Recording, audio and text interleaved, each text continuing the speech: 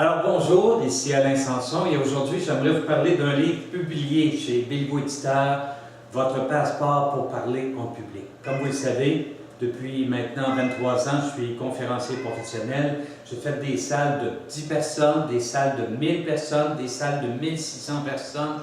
J'ai entretenu des petits groupes en formation, d'autres en conférence. J'aime ce travail-là.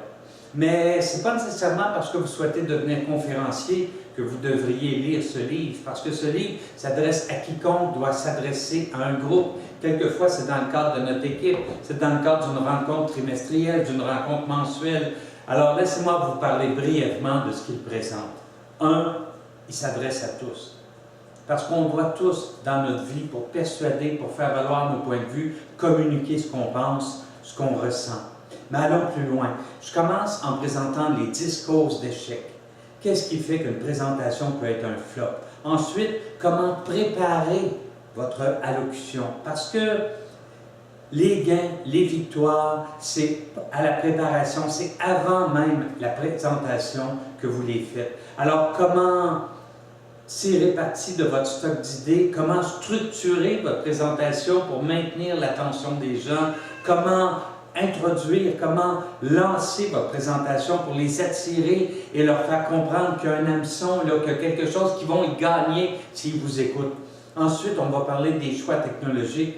Je sais, on est dans une ère de grande technologie, on vit l'ordinateur, on vit la tablette numérique, mais ça ne veut pas dire que d'anciens, des choix plus vieux technologiques comme le tableau à feuilles n'ont pas encore leur place. Au contraire, tout dépend de votre intention.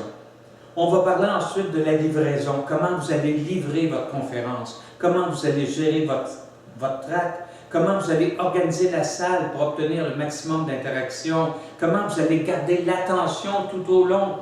Surtout si c'est une présentation de 4 ou 5 heures, vous avez besoin de moduler les modes de présentation pour maintenir l'attention de tout le monde tout le long. On va parler de l'utilisation de l'humour. Est-ce que c'est bon? Est-ce que ça peut être mauvais? Tout dépend, encore une fois, de votre intention. Et finalement, on va parler de la business de conférencier. Qu'est-ce que c'est faire affaire avec un bureau de conférencier, faire affaire avec un agent?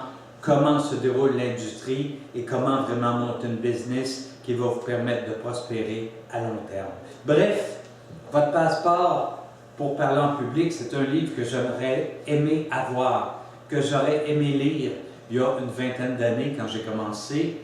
Mais maintenant, pourquoi ne profiteriez-vous pas des erreurs que j'ai faites, des problèmes que j'ai rencontrés, afin de maximiser votre courbe d'apprentissage et de connaître le succès le plus rapidement possible? Votre passeport pour parler en public chez Béliveau Éditeur, c'était Alain Sanson. À la prochaine.